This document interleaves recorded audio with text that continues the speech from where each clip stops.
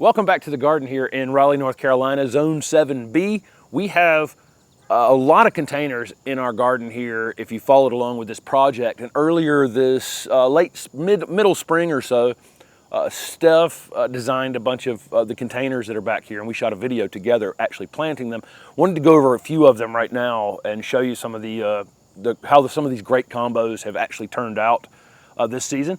You know, when you're doing these types of plant combos, sometimes something will get just really aggressive in the container and kind of take it over. Something will get out of balance. They don't look quite as good as what you intended them to.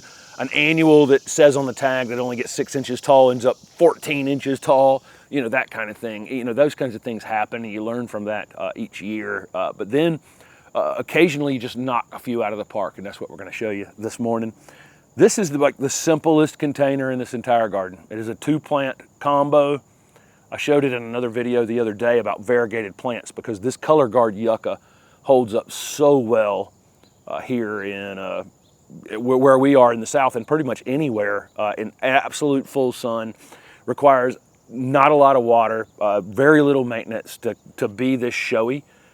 Just an absolutely fantastic plant, and pretty much everybody watching can grow this color guard yucca. You think it's, you know, again, every time I show this color guard yucca, I always show it off as like, it looks like something that, since it's a Southwest, you know, kind of plant, that it wouldn't grow everywhere, but it's incredibly cold tolerant. Pretty much everybody can overwinter this plant.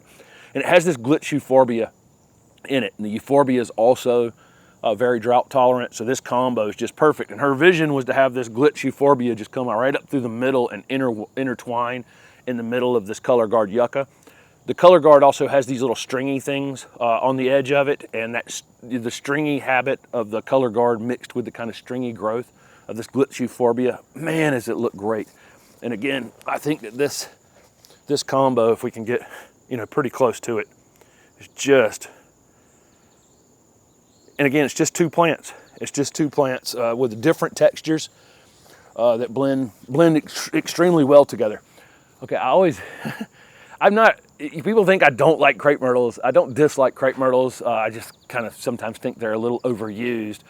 But this Delta Fusion crepe myrtle I planted at the old house and finally got one here. It's a black foliage crepe myrtle. Sometimes our black foliage things don't show up all that well in the garden, and it's got these hot pink flowers, but if you put other things around it that allow it to, the black foliage to really pop from everything else, it works out really, really well. This Hypoestes here, or polka dot plant, that color kind of matches almost exactly with the crepe myrtle. So, you know, you have these, you have some things that can match, and then you can have some things that kind of color contrast. This is a tricolor sage, and we actually have regular, you know, sage here in the garden. You can see the similarity in the leaves. Right there, one's variegated and one's green. The variegated sage is fantastic for containers, pretty much anywhere in your garden. Not going to bloom as much as the regular sage, but looks fantastic. There's Dusty Miller in here, and the Dusty Miller, that bluish gray color, just pops with that dark foliage crepe myrtle.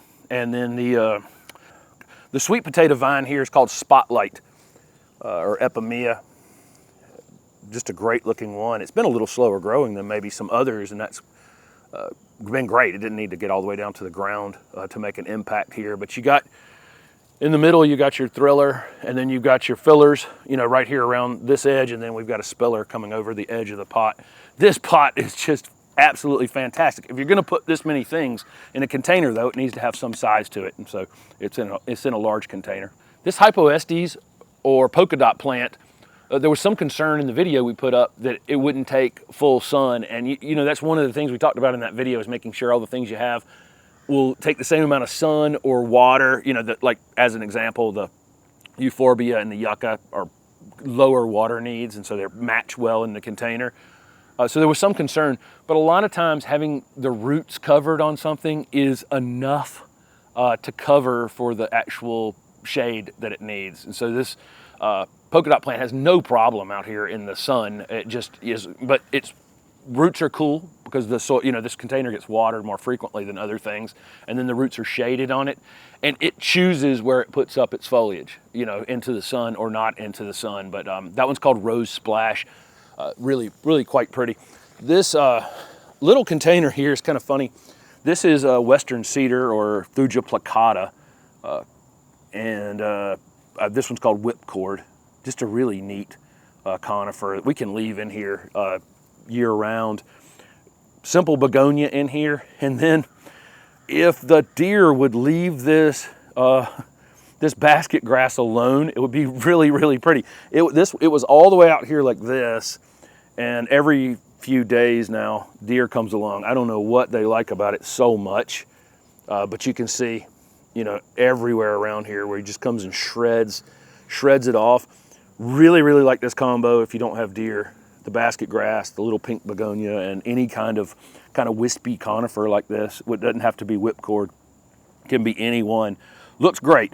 Again, the deer have done a little damage on that one.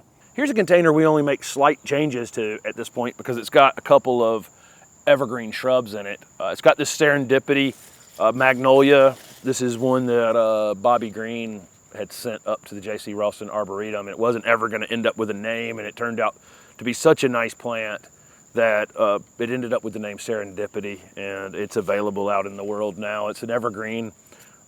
Magnolia has narrow leaves. This group of plants was moved into magnolia not that long ago, but really beautiful creamy white flowers on it, tons and tons of flowers. Becomes a big, big plant, but it can stay in this container for a few years. Got this davidii viburnum. Actually rooted this in a propagation video last year, rooting how to root plants, the easiest way to root plants or something like that. I put up an additional one a week or two ago if you want to learn how to, this was just a free plant from our David viburnum from the back garden. Easy peasy. I bent a limb over into a container, broke it away from the parent plant when it rooted. It's been in this container all season, and it looks fantastic. Great texture against a lot of other things. A couple begonias in here, and they're honestly lingering a little bit. Don't know why. I think maybe we're overwatering this container some. There's that kind of thing too with containers as the season goes on, as you're looking at them. Sometimes, again, like I said, some things can get bigger than they were supposed to get. You got to do a little pruning on them. But things that are sitting here and not doing a whole lot, it might be time to refertilize them here in midsummer so that you're getting something, getting more out of them. It might be that I'm overwatering them. Obviously underwatering them, lots of people can do on their containers, but I do go through and say, well, why would a begonia be, kind of just sitting there? Probably overwatering. This Carex is called Cream and Green, and there's a ton of these variegated Carexes. This one happens to have a green edge and a kind of off-white center streak in the leaf, but there's a ton of these. Any of these Carexes that are yellow or creamy, just fantastic for containers because they spill over the edge. They'll get a little flower spike on them a little later that's kind of insignificant, really just grown for that foliage. And then one of our absolute favorite plants, which you wouldn't think a Coleus could be near the top of our list of favorite plants, but this stained glass works is such a great plant. And we'll take cuttings on this one at the end of the season and bring them into the house to make sure we keep this one. I assume it'll be available at most places, but there's so many Coleus being released. I mean, I was at a show called Cultivate up in Columbus, Ohio a week ago, and there must have been 150 new Coleus on that show floor that are coming. So we definitely want to keep stained glass works just in case it ever is not available. But what a showy pop of color. And the sun comes up on this one in the morning, and it's just like glows in the sun initially right from the beginning of the day. So I will say, I don't know that this one is my favorite, but I got a couple things I wanted to talk about in this container. This pink impatiens, this is what I was talking about something just kind of going wild. These need a little bit of control added to them. This is another Coleus though that we really like. It's called Lime Shrimp. You can see the lime edge, right on the edge of it, the kind of darker center. We'll let our Coleus flower here toward the end of summer, and the pollinators really love them, but during the actual growing season, we kind of deadhead them to keep the flowers from coming out on them, and that gets them fuller over time. The other thing I want to talk about in this container, a couple other things. This is a Japanese maple called Dragon Master, and I'm in the process of contorting it like my other contorted Japanese maple. I put this video up about how to contort a Japanese maple last fall. It's now sat here for about 9 months at this point. bent over like this, I've got some additional growth on it that I want to start sending back the other direction so that I end up, you know, about here, and then I'll let it go straight from there. But I want to put another bend in it going back this direction. So if you're following along with the channel, you'll see how I'm doing that. I can now go down here in the bottom as well and take some of these branches off the bottom that I didn't initially prune off of it, and then we'll start to see what the shape of this thing is going to be like in the future. There's a Lysimachia in the front right here that's definitely special. This thing's called Midnight Sun. Look at the flowers on it. This is one we'll definitely use year over year. And look at it with this Everillo Carex, which is, Carex is small. It was planted from a plug about that big. But these two together will definitely end up used in a container next year. This Lysimachia is just amazing. Starts off, you know, much darker than this, and typical of dark foliage plants, even that Crapemyrtle over there, it's losing a little color, but it's losing it in the veins. And so now the veins of the leaves are green, the rest of the leaf is black, and then the flowers started on it several weeks ago. And it's just been blooming like crazy. But there's the regular, you know, gold Lysimachia that most people use, growing on the ground right there, because it can be a little bit weedy. But this black foliage one, really loving it. This is another example of you can just really use simple things in these containers. This is a Chamaecyparis obtusa. This one's called Kamaeni Hiba. Really soft textured conifer. It can stay in this container for 2 years, and then we can up-pot it into another container, or we can shear it a bit and keep it in this container, or it can go in the ground, or whatever the heck we want to do with it. I think we bought it for, you know, $10 at Christmas time when you in little teeny tiny pots that you'll find around, you know, closer to Christmas time. There's a Lobelia in here that's just been blooming like absolute mad. It's called Riviera Marine, and wow, it's really a good one.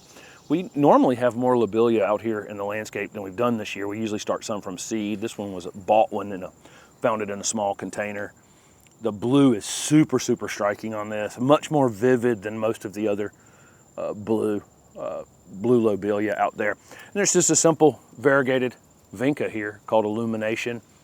This is one of the more striking ones. There's a lot of variegated Vinca, honestly, tons and tons of variegated Vinca out in the market, but Illumination tends to have the brightest color, and it doesn't seem to run as bad. Like if I left this one down on the ground and it happened to root in, I wouldn't worry about this one trying to take over the entire garden like some of the other Vinca will. But it's not just a nice plant. It's just, you know, it's just a little, you know, 3 little pieces in here. That's all it is. It's been in a group of other containers, and so the things have just gone the directions that they could find to go. I like simple like this. Last one we'll show you in this video. There's lots of other containers out here. Some of them need a little bit of pruning on them. We're in the process of doing that patio over there, and none of them have found a home. It's been a crazy summer. It's been a lot of time on the road. It's 2.5 weeks in the Gulf and several other trips, and definitely have not probably done as much out here overall as we normally would have. And we're going to have a series of maintenance videos coming up where we're trying to get some things under control and put some control into place here in the garden. This is a Beehive holly, an Ilex crenata, or Japanese holly, that I turned into a topiary in a video. This was a Lowe's clearance plant. It had like 7 plants in the container. I've gotten it down to 2 and then turned it into a ball. It needs a little bit of shearing on it, as you can see right now. It's a little scrubby looking, which is fine, but I'll go through occasionally and put it back into more of a formal ball. There's a little Carex in here. It's a really fine textured green Carex. Looks fantastic in this container. There's a Tricolor Oyster plant back here in the back. Has some of that purple, green, and kind of off-white colors. There are Torrenia in this container, and they should be blooming right now, but we have deer. We have a female with 2. We have a doe with 2 little ones and another doe with 1 little one. I mean, there's right now 5 deer working this little wooded space back here behind me. We've had deer where we see them in and out, and they'll jump the fence and be in here or there. But this year is just, and Griffin's sitting here barking at them yesterday, 30 feet from them, and you know, they've heard enough dogs that they're not even the least bit concerned about anything, and they just go about their business eating. everything you got. This is the regular variegated Vinca, and I'm going to show you it's rooted into the ground a bit right there. This is what we're trying to avoid with this stuff, is to ever have it actually in the garden. So again, having not been here, haven't done our normal come around the edge of the container and prune it off thing. And what we do with variegated Vinca is we'll just leave it in a container, and then the next year steal a piece off of one to put into another one. So we're, you know, it's an easy plant to continue to use in containers. Once you buy it once, you've got it. Just don't try to avoid let it getting down to the ground and start to take over your garden, because it can definitely happen. And then we also have another one that does the same thing, which is Lysimachia or creeping Jenny in this container as well. It's another one. Again, you just go through and give it a haircut right around the edge of the container, about halfway down the container, a couple of times a season. Really almost no maintenance, but it's important maintenance, because if it gets down to the ground, it will start spreading on you. But it is nice to have those free spillers in your container that you can use year over year. But this one, I think, once they've basically given us a free pruning on these Torrenia, so hopefully they'll come out and start blooming again. They're quite full because they've cut them back a few times for us, so I want to thank the deer for that. And you can imagine the purple flowers here and pink flowers on the Torrenia. So there you go. There's an update on some of the containers we did. I really love that Crapemyrtle container. It just, everything about it matches and contrasts at the same time. It's just it's such an interesting container. And I love that that container came from Michael Carr. That's one he sent to us, and it's just a beautiful container. You know, that goes a long way in your containers as well as, you know, the container itself. So thanks for following along.